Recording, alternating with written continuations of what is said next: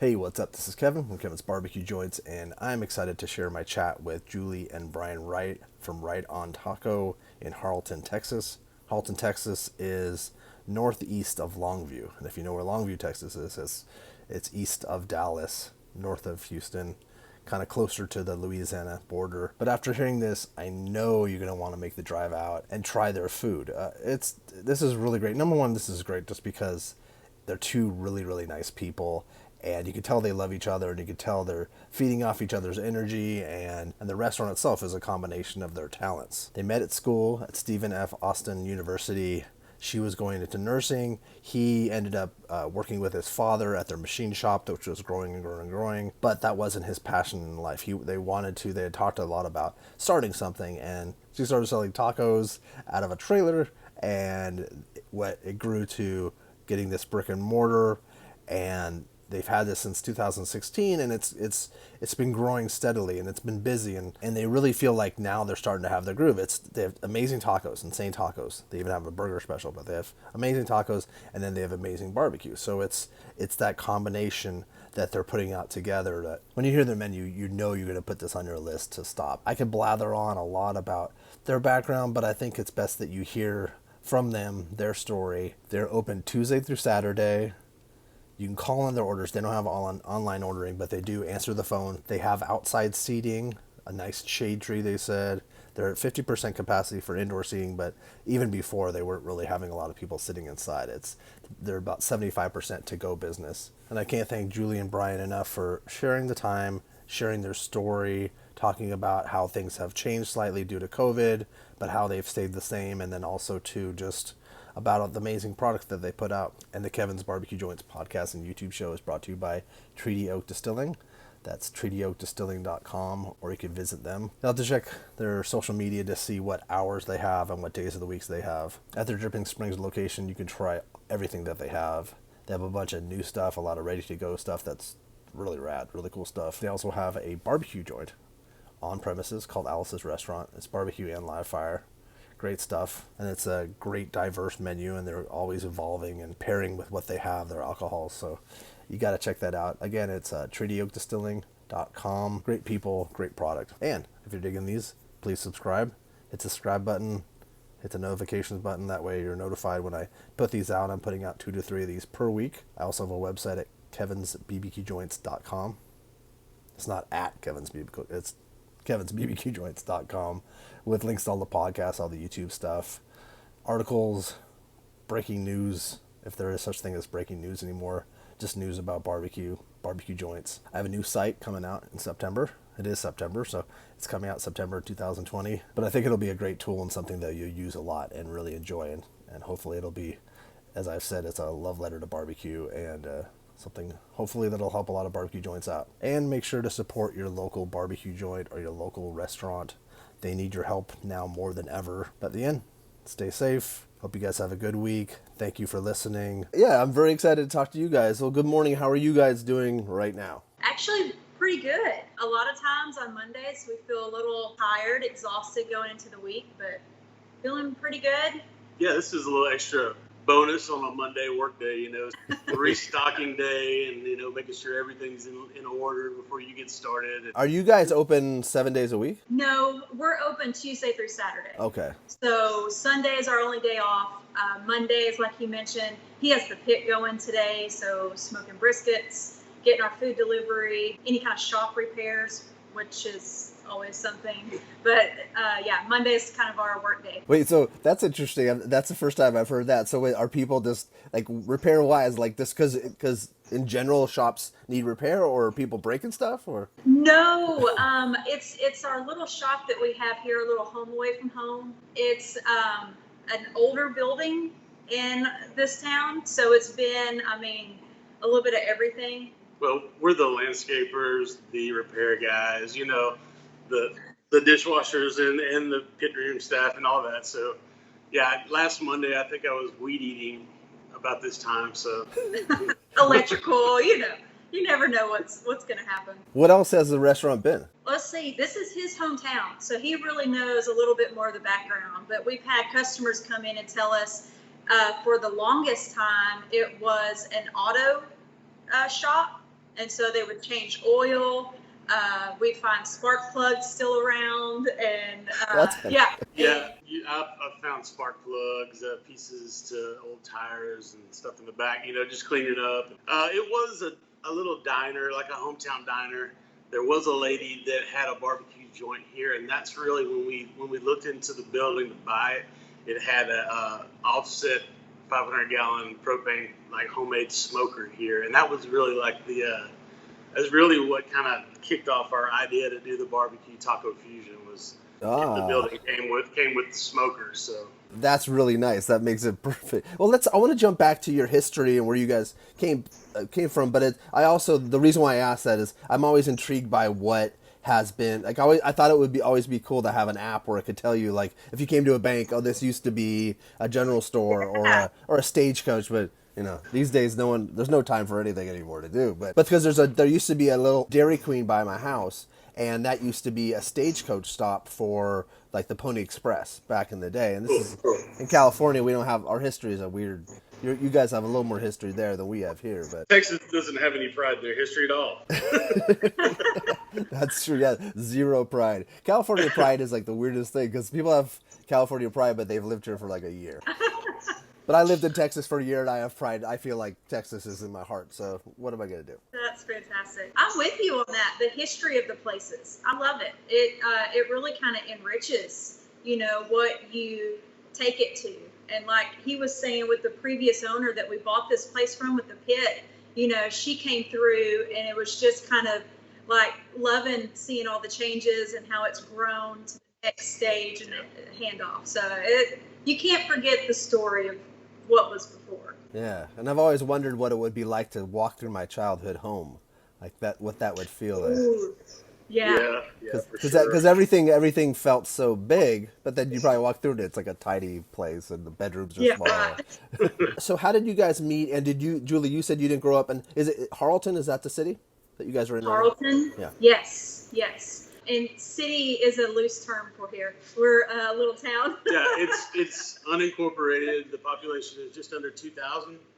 So I thought it was kind of a milestone when our social media following for the shop apex the population of the town we're in. That's pretty cool. That's really cool. I still grew up in East Texas, just closer to Tyler, Texas, and Gladewater. And we actually met in college, had mutual friends, and at SFA. So, yes, we were young kiddos, 19, 20 years old when we first met. Wow, that's cool. That's really cool. That's now you were going to school for nursing, right? Or were you? Yes, okay. Yeah. Graduated, got my license, and that's did that for a little bit. I'll just say I'm a lot better cook than I was a nurse, I think. Well, and also during this time, being a nurse it's crazy. It would be scary. A lot different. It would be scary. Something. Would have never thought that this is what that field has to deal with. I actually had a nursing instructor come in last week, one of my old nursing instructors, and she just said, I'm so glad I'm not in the field anymore, and just, yeah, it's a lot. It's intense. Mm-hmm. It's intense. It's so integral and so necessary, but I think too, there's a lot of people that went into nursing because not that it was an easier job, but it's an easy route to do if you really like to help people. There's a lot of nursing schools out here in California, and I know there's a lot of people that go into it, but they probably never knew that they'd be on the front lines of a war. Right. Absolutely. Yeah. Who saw this at all? It's like science fiction. It really is. Yeah. And who knew too? Like something like I always wondered if. Like a pandemic, I kind of thought about, like, there's been movies on pandemics, but I never thought that it would also be so divisive, like politically as well as spiritually and emotionally. Like, there's so many aspects to it. It's wild. It's shown the best of humans too. I think that people have come behind it, and that's another reason why I really, really wanted to talk to you guys, because you aren't in Austin, you aren't in Houston, you're not in Dallas, you're outside, and I want people. I know that like Daniel Vaughn obviously came by and talked to you guys, and I want to talk about that, but. Any way that I could highlight and help you. There's someone in Longview I've heard of, and things like that. Right. We had plans to do a little barbecue style fest here in East Texas right before all of the COVID, and of course that's put on the back burner. But we kind of lit a fire under us and a couple of my other buddies out here in East Texas to show that we're not just all sloppy joes and chopped brisket sandwiches, Which for the long time you guys were.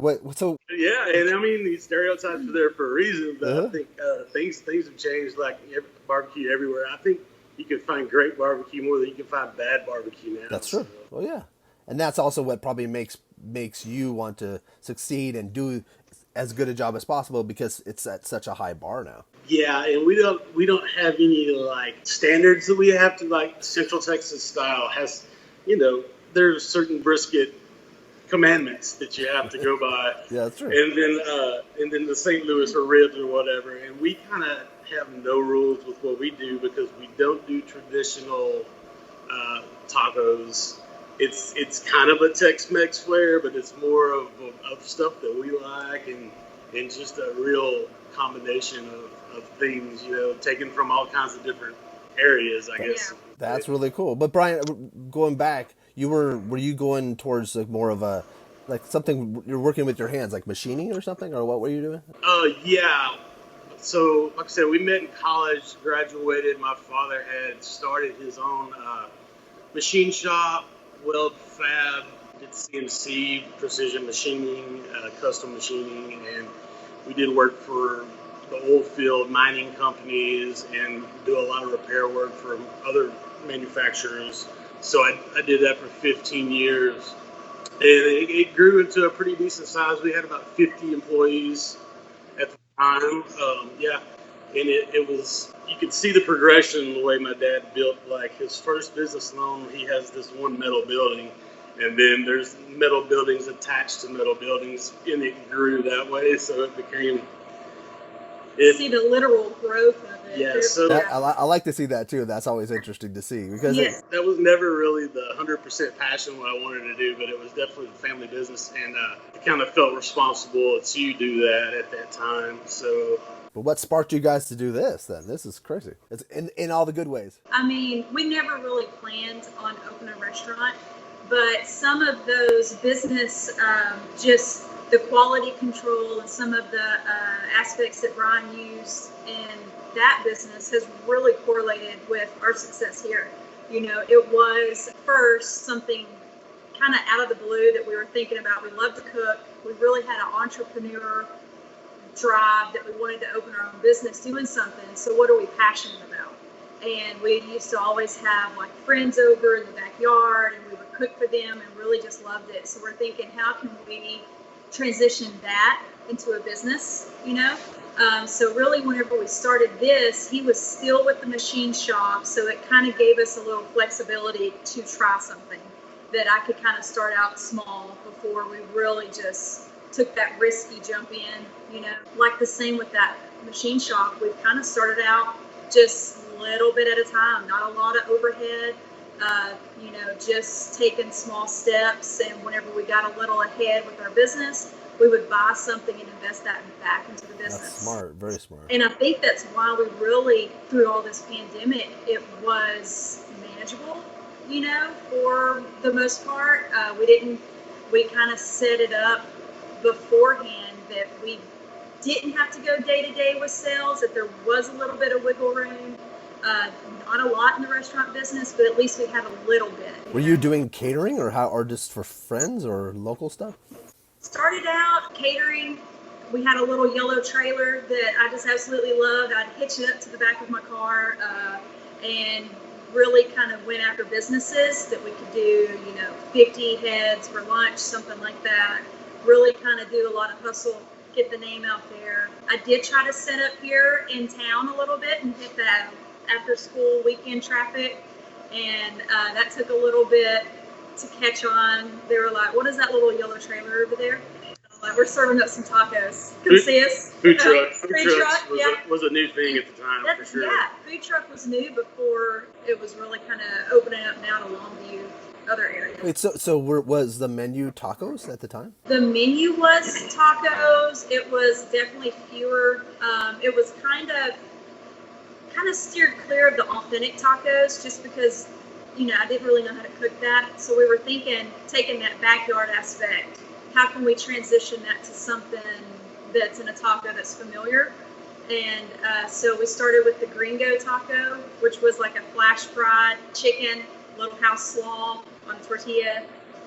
Kind of did more of almost like a gasada with a chuck roast, that I could use in the trailer. We could kind of cook it all day, and that was our beef. Kind of kept some of that as we grew into the brick and mortar here. The menus kind of evolved, but the tacos she was making in the trailer, I think were amazing. They were still, some of the ones that are like the standards today. So would people come up, or how would people order? Would people say, I just want 5 tacos, or? We always started with, one taco's pretty good size. Okay. Can't help it. We just kind of load it up, and just it's like that moment of them, you hand them this big taco, and they're like, yes, that's mine. So I want a taco, right? Yeah. Just, man, from the very beginning, we had some awesome supporters from this community. It was some ladies that worked at the school, and they had like 15-minute break. Their first thing, they would run across the road and come see me, and sit down and take those few minutes, and I would serve them, and that's still what we kind of do today. That's interesting. That's really interesting, and that slowly grew. So were you making scratch-made salsas and different things like that? Or? Always made the scratch-made salsa. I think it's in our DNA here in Texas that we make scratch-made salsa. Everybody has their own recipe. So really, salsas was a favorite, still a favorite to make. The tortillas weren't scratch, right, back then, were they? No, tortillas weren't scratch.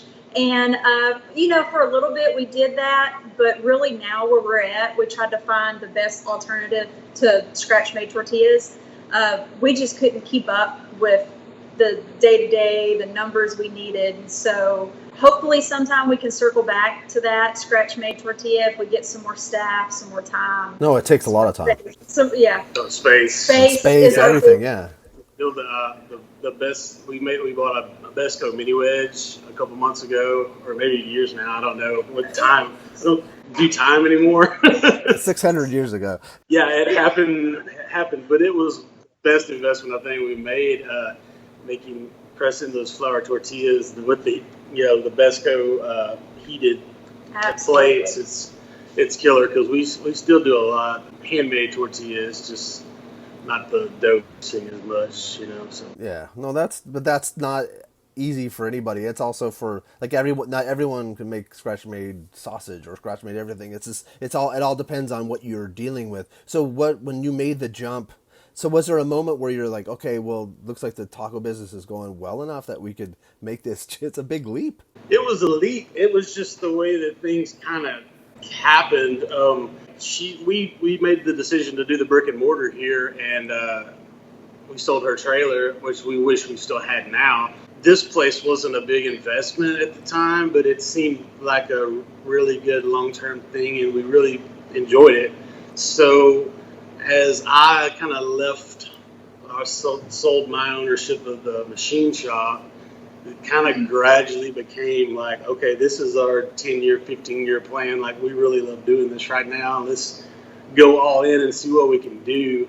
Even in, like I said, we have a lot of roots otherwise in the small towns. So it wasn't necessarily the best location to start a business with no branding whatsoever and try to push our version of tacos and barbecue. It's been great. Like I said, we just learned the hard way a lot of things, and we've seen some good results out of it. When did you guys officially open? It was November of 2016. 2016? So we made it. We heard from a lot of people, you make it over that 2-3 year mark in a restaurant, you can kind of say, yes, we got over that hump. Yeah. And, those first couple of years, it was grueling. There were moments that we were like, what did we decide to do? I mean, it was just grueling, as in like people weren't coming, or there were days that were slow, or was this stressful? Or not just days that were slow. Yeah, it was a little bit of both. It was, at the very beginning, it was really actually overwhelming. We had so many people show up. We didn't have enough staff. There was like 2 people, working the front, working the back. It was physically grueling. I think it's okay to have those moments. You get it out. You just don't hang out there. And we're like, okay, it's time to persevere. It's night and day, our process and the way that we go about preparing for the week, and just everything. We've learned a lot in the last 4 years for sure. Absolutely. Well, opening a restaurant, there's a lot of moving parts, and there's lots of forums, there's like city stuff, there's insurance, there's tons of little things that aren't just cooking the food and giving it to people and selling it. Absolutely. Yeah. And then we have a pretty extensive taco menu to begin with. Then you throw barbecue in there, and I'll say, well, let's cook stuff for 24 and 18 hours now. Let's not just throw it on the grill. Why keep it easy? I mean, we love a good challenge. No, and it sounds like it's something that you do enjoy a good challenge, because that's kind of daunting. And so at the beginning, were you smoking meat at the beginning? Yes, I will say I am embarrassed to compare the briskets from the beginning to what he's doing now. I mean, talk about a growth right there. At the beginning, just because we have the pit, we were thinking, let's throw some briskets on there. And I was kind of manning that at first while he was still at the shop, still working at his business. It was just really, really not day difference. We had a couple prime ribs once or twice. when you cut it, it's still a little red and bloody on the inside. That's funny, because I have friends still here in California that think that like brisket's like well done, because like a lot of people don't. He's like, you got to cook it to like a certain temperature. It's got to be rare. And I'm like, wait, I don't think. Like a tri-tip or something. Yeah, exactly. Because tri-tip, and most people have steaks out here. It's funny, and people do still call a brisket steak, and they call prime rib steak out here too. So I can't really. Yeah. But no, so did you watch videos at all, or were you reading anything, or did you just say, I could just do this? Yes, on both. That's funny. On both. The little hard-headed kind of jumped in saying, we can do it. But no, that's what the great thing is with any business. You want to see growth in it, right? You want to see, okay, it was a little rough at first. It wasn't the best. I thought, we were doing it, but that doesn't mean it was the best that it could be. And so seeing the growth from before, having Brian be able to take over that pit, which takes detail. Barbecue takes so much detail, so much attention to the whole process and respecting the process.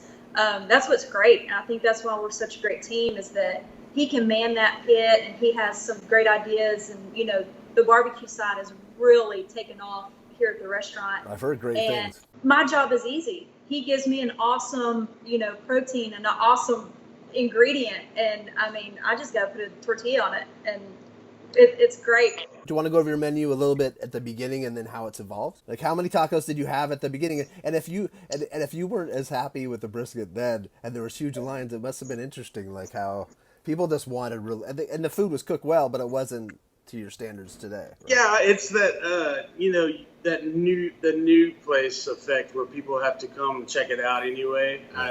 It wasn't terrible. It definitely wasn't where we're at now. I think that's one of the biggest things with both of us working together is we're both kind of alphas, but to be able to critique each other's positively with saying maybe there's room for improvement in this or that without stepping on toes. I mean, I think things have come a long way since, obviously. Hope they've gotten better, or if they haven't, we're not doing something right. I probably wouldn't have heard of you if it was garbage food, or if it was right. Yeah, I mean, there you go. If it was the first briskets that I was smoking, I don't think we would have this conversation. Well, maybe you never know. But okay, so from the beginning, really, the grilled chicken was something that was the most popular. Like, we would sell out a grilled chicken because it was small batch. And that's something that we still kind of do now, so that, we really concentrate small batch, so it doesn't sit all day. It's fresh. The taco that you make at 11 o'clock is going to be just as good as the one you make at 3 or 4 o'clock. Yeah. So grilled chicken, that we still marinate, at least 24 hours, spend a lot of time with that, open flame, grill it. We would sell out a grilled chicken.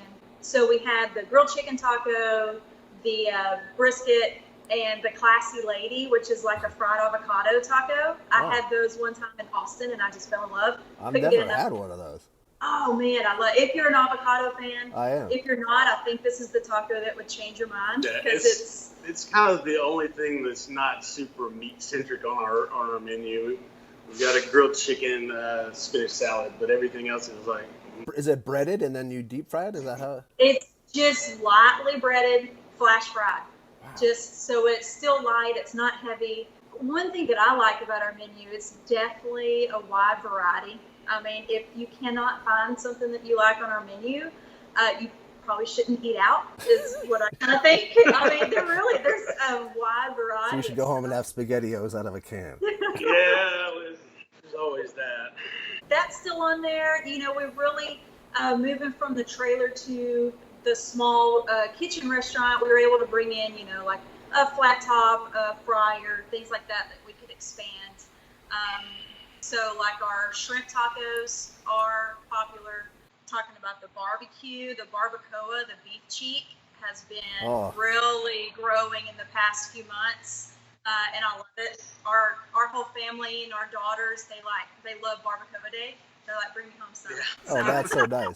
How cool is that? Yeah, so we have to tuck some back for them so we don't get in trouble at home. Do you have like a standard like 4 or 5 tacos and then you bring specials in? Is that how it works? Or Yeah, we have our standard menu, and then we're kind of guilty of over specialing. Like people call and say, "What do you have special today?" And we're like, our whole menu, I think, is kind of special, but our special board runs out of space some days. Like we do, we've tried to make it on a routine schedule so people know the day of the week that the so and so schedule is.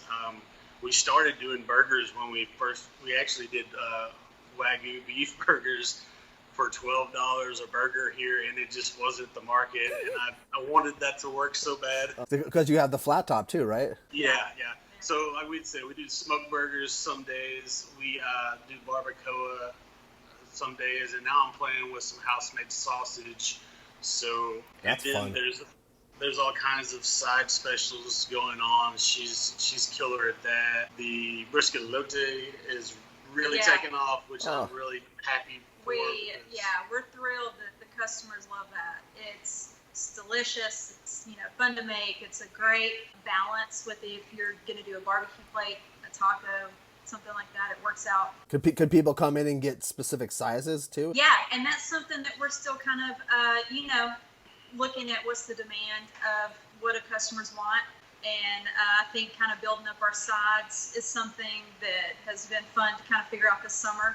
Test it out as a special. If they keep asking for it, we're like, let's do it. Yeah, for sure. That's a good test market. What are all the sides? Because I definitely want people to know what they are. So what's been really more consistent is the elotes, the mac and cheese. For sure, you got to have good mac and cheese in the South. Yeah. Let's see, we always did beans before COVID, like free house beans. I was kind of took pride in that because they were for free, and we'd have people come in just to eat the beans, and they're like, "Oh, they're so good." So when you had to take away the community pot, you had the old school style. Oh, I love that. That's such a cool thing of tech. Yeah, I was just saying, when people come in, that's the one thing I loved about Mexican Tex-Mex food is when you come in, you have something to eat immediately. You're not sitting at the table just getting hangry, So it helps if you've got to wait. If you got a line of people, they can get. Yeah, especially if it's a very popular place and it's it could take a little while even to get your order placed. Yeah. Sure, right. It's popping on the table. Yeah, that. So the pintos and then slaw is one thing that's universal in a lot of our tacos too. So a house-made slaw that she makes is really good too. We have a pretty awesome. We make our own white queso. Okay, so that one's pretty simple, delicious. But then we do a Gone Loco queso. That's our white queso, add a little guacamole, pico, chopped brisket on top of it. And I mean, that one, I really try to walk by slow. If there's a line of folks, I walk by, I'm like, yes, you can get this. And everybody's just like, I want that. That's what. So it's that great for the table or just a meal in itself for sure. Like I try to push that on new customers. Like you got to try. That sounds awesome. Do you guys do your own desserts too, or bring in desserts at all, or is that? That's something that's kind of new that we've always kind of played around with. We lack an oven, so we kind of have to use the pick as something to bake with. Interesting. But one dessert that we do have is a dessert taco. It's the Fat Kid that he came up with. And named. Because it's just gluttony is all it is, but it's so good. What is it? So it's our, we take a tortilla, fried up, big flour tortilla, fried up, big scoop of vanilla ice cream, cover it in cinnamon sugar, chocolate syrup, a little fresh whipped cream, and that's the Fat Kid. It's like a fresh Choco Taco, you know? Yeah. Mixed with a sopapilla, like it's pretty good. It works. No, it sounds like that was awesome. No, that sounds perfect. So with COVID, can people are you at 50% seating? How was and is I guess a lot of your businesses to go probably, right? A lot of our business was to go anyway. Primarily, anyway. I would say almost 75% of our business is to go orders that we have here. Of course, we've got a huge patio. We did. That's nice. We're big music fans too. We had live music, you know, pre-COVID too on the weekends, and so we've got outdoor seating, picnic tables, and all that. So that's awesome.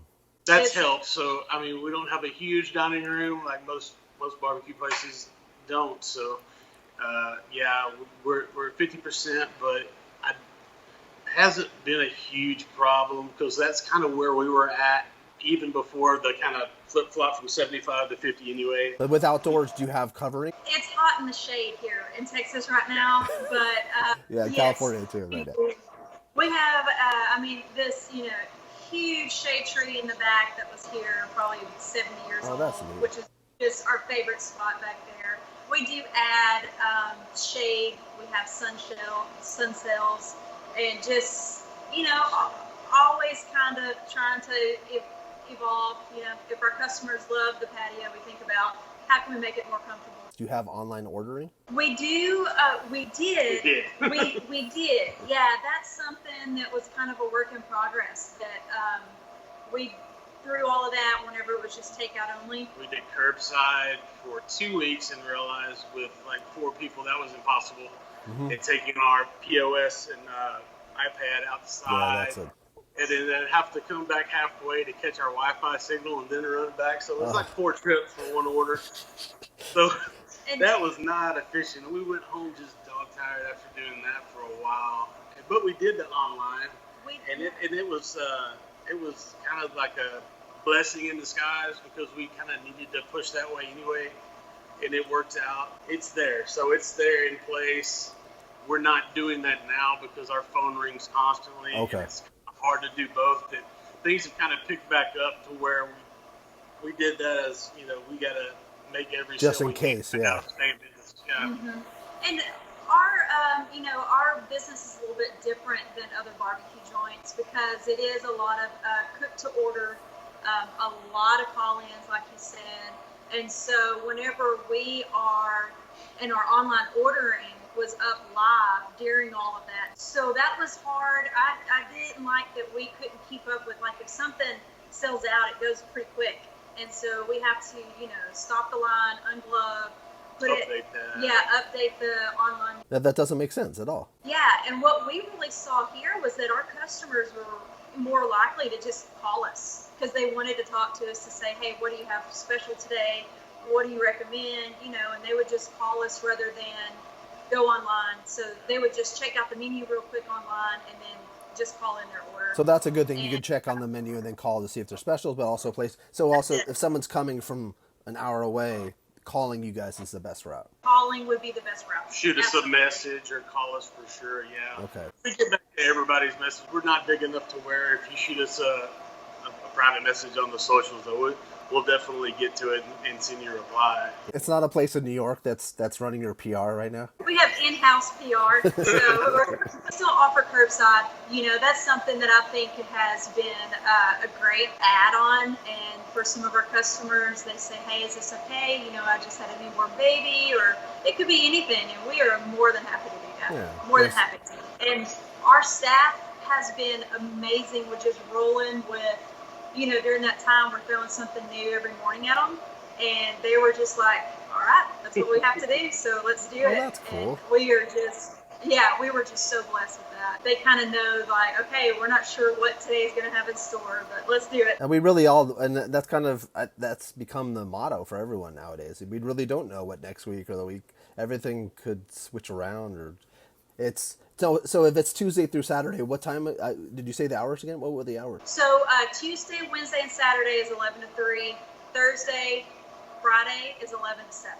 We stay open late on Thursday nights, Friday nights. Now, are people getting, like, can you get a pretty full menu, or would you sell out of stuff pretty quick? It's the full menu pretty much. We try to plan our cars for the day for the dinner service too. So the only thing that we normally run out of is maybe small batch specials that we run that day. Otherwise, everything else on the menu is always there. Are you getting mostly locals, or are you getting people from out of town? We got a lot of.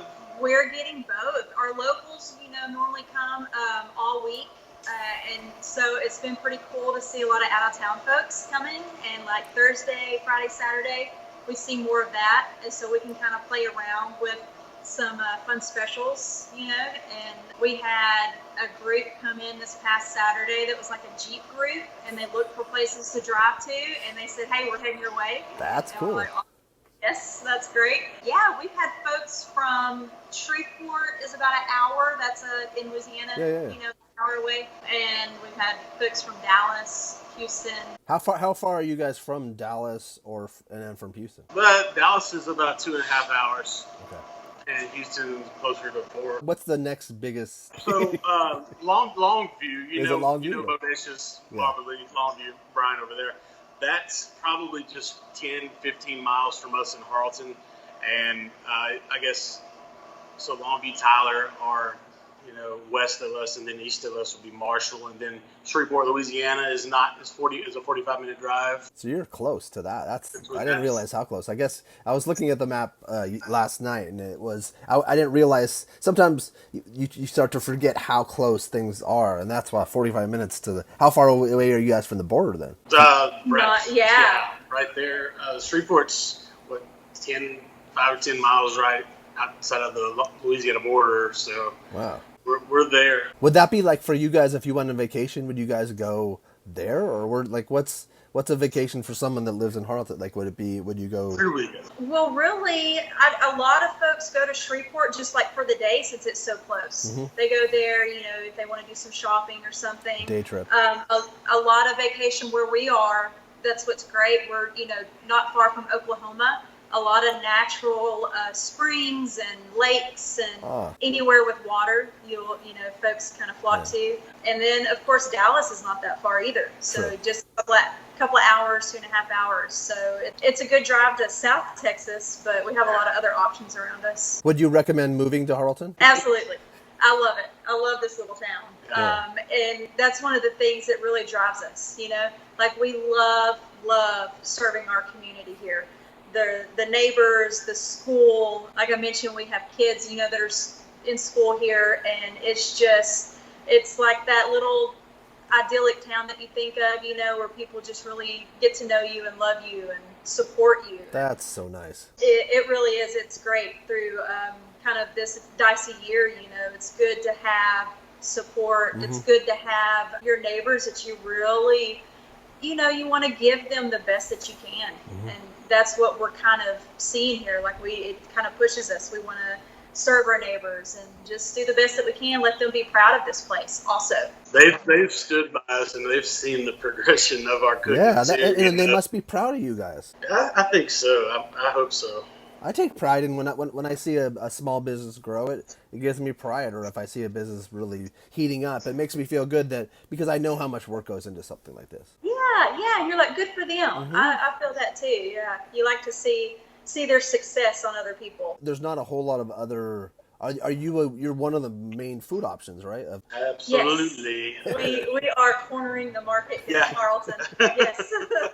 I can very confidently say that we're the best food restaurant in Harleton. That's I have sometimes social media, it gets me, and I'm not a big, fan on it. And somebody said that we were the best tacos in Harleton, and I was like, I'm going to take that as a compliment. Thank you. Because when you're up against people's houses, right? People's they're cooking at their. And hey, There's some mamas that can throw down here. I I Across the think United States, yes. that's our toughest competition is, do I eat mom's cooking that's delicious or do I go take out? Well, that's also too, like, sometimes in Los Angeles there's a lot of good Mexican places, but then there's like a lot of really bad ones, and people will come and they'll try some of the bad ones, and they'll think, how come there's not a lot of good Mexican food? And I think it's because a lot of families cook. Like, it's just, you don't go out. Why would you go get a good, when your grandma makes really good food, or your aunt, or your mom? Yeah. When people come in, do they have to wear a mask? We do. Okay. We do, and we kind of got to the point where I want to make sure that everybody feels comfortable coming into our restaurant. Okay. You know, we just think that we're doing the best that we can. We can always learn. And so what we started doing was just offering, boxes of masks outside the door. If you don't have one, there's no excuse, pop one on. We really try to be mindful about how we're carrying ourselves through service and our staff. If our kids are here, see, our kids work the counter sometimes, so we want to be as safe and as respectful as we can be and take care of each other, And like I said, small community, we kind of know what's going on. You hear the talk around town, So, I mean, nothing gets by you here in the town of Harleton. I'm sure like word spreads fast for every single thing there. Quick sidebar: our oldest daughter, Hannah.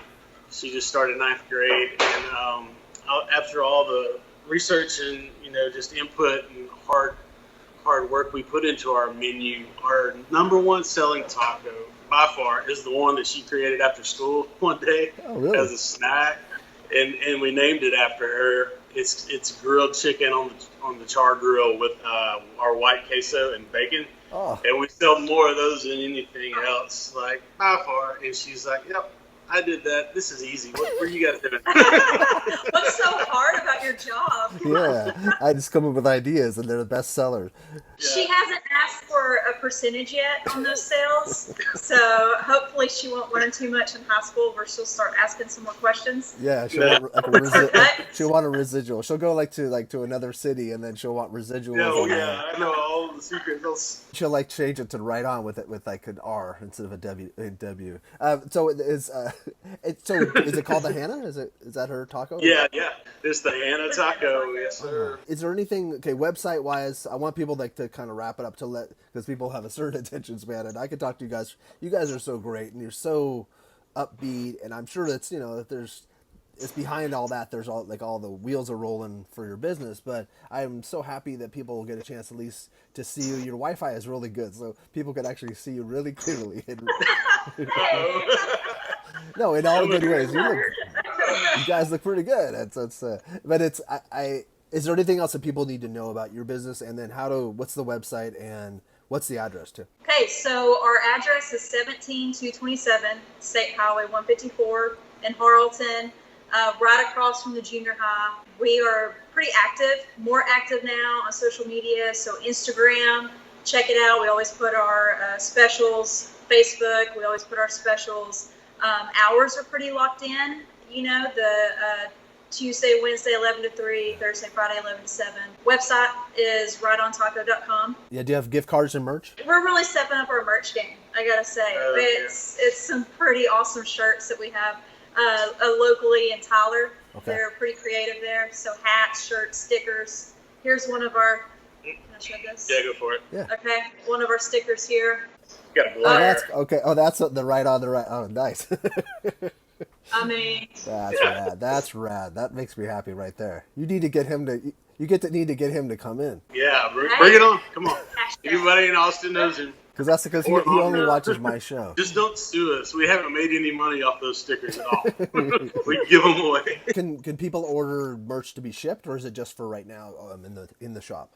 Absolutely. Okay. We'll ship it out. Yeah, for sure. Yes, absolutely. If they need to send us a private message, we love doing that. If the online store is we worked on that. I don't know if we have the merch set up on that right now, but yeah, we could definitely mail out anything. Yeah, they can message you. Okay. Yeah, but 1st of September, we're kind of trying to beef up and get everything worked out online to make sure we have everything. We'll have all of our new merch, all of that going 1st of September. Oh, cool. And are there gift cards at all? Is that something you guys have or no? Something else, yeah, we've done gift cards, and we're working out like an E-Link gift card. Okay, cool. I think that's a great way to support small business. Yeah, we saw that when we closed for how many weeks? 2 or 3? 3. When Almost 3. we had a lot of support, people buying gift cards just to help the cash flow, and they were like, and just give it to somebody in need in the community, because I live in California and here buy 10, you know, and that was great. We did that for a while, but yeah, gift cards. We're legit. We got our own scan gift cards. You know? It's the real deal. Yeah. How weird is that? How do you guys feel now? How, like, does it feel like, is it soaking in? Like, how does, and do you think this is something that, do you want to expand or do anything? Like, is that something down the road, or? We take it as a compliment when people say, I wish you guys were in our town, or I wish you guys were right here. But I mean, that's not in the plan right now. I think we're definitely. I wouldn't ever rule out. Yeah, but then again, I don't make the decision, so I won't. I wouldn't ever rule out anything, but I think our focus right now is really, we're still trying to dial in to make sure we're doing everything right here. Perfect. You know, and it's just whenever you start stretching yourself thin, then things start I agree. kind of going under the radar, and so we're trying to grow here and come out and visit Harleton. You know, it's really beautiful little quiet town. Slow down, you know, and enjoy your good for your friends, soul. family. That's it. Yeah. And I mean, there's reason to come to East Texas now. I mean, we all know Bodacious, Moberly, Riverport, and Jefferson, and Stanley's and Tyler. I mean, we got Gabe in Hallsville too. So I mean, hit all those guys. Yeah, you could do a run and There's your weekend plans. Yeah. Sure. Maybe that'll be the side thing. We can form up weekend road trip plans. Yeah. If you want brisket by the pound, do you sell that? Yeah, we sell more, you know, in the taco per se, but we still do meat by the pound, brisket, pulled pork, and sausage. So that's an option too. Okay. Because I forgot to even ask about that, because there is that barbecue side. Yeah. And that part is really kind of pushing more. You know, folks are calling saying, hey, I need a pound of pulled pork, brisket, you know, and that's something that we can work on communicating that's definitely available. You know, tacos are a seller now, but that barbecue side is really, it's really becoming more of a demand. Also, still, like, we're available for catering or doing any kind of parties or anything. So, like, people want to hit us up on that too, and we've got options on our website for that. So, thinking of demand on things, can we say Texas Twinkies? Have you heard about that? Is that the jalapeno or the? Yeah, it's the jalapeno that it's Hutchins. You know, that's the first time that I had one. I'm not taking credit for it all, but goodness gracious, man, those things have been very successful around here. So, I mean, I've never seen anything like it. Folks love them. They'll call like the day before and try to reserve a dozen of them. Wow. You know, we're like, hold up, let's yeah. They love Is that a special or is that a daily thing? Yeah, it's becoming more of a special that I try to run every Friday. I think you got to kind of space it out a little bit, you know, because, you know, fondness, you know, makes the heart grow fonder when they just sit there thinking about it all week. And you're like, nope, wrong. Smoked bacon, but, yes. Yeah, there's a lot. I mean, it's labor intensive. That's why a lot of people don't do them too, because with our small staff, they have to. Yeah, no, that is labor intensive. It's not fair that someone calls in and buys them all. That's not fair. Yeah, we try to referee that. Yeah, we try to combat as much of the sellout as we can. But still, you want to sell your food. But you want to sell, yeah. They normally sell out. I think they made it till 4:00 last Friday, which was pretty good. They've only lasted 30 minutes to an hour some days. So the tough thing with that is, like, Brian really is doing all the barbecue side of it. He, you know, with the restaurant, there's not a lot of extra time to help bulk up the count, and there's only so much time in a day, and you know he can only cut so many jalapenos, and so that's a learning process. Definitely. thank you guys for taking the time, and I'm so glad to meet you guys. I can't wait to visit. And I'm so happy that we could share this because I want people to know more about you. It sounds like I wish this was in my town. I wish I lived in a town, first off, and then secondly, I wish you guys, Harleton's pretty lucky to have you guys. Man, thank you so much. I appreciate you, Kevin. Yeah, I appreciate you guys it too. means the world to us. Thanks so much. Enjoy your week. Be safe. Sounds good, Thanks. bud. Thank Great you. talking to you.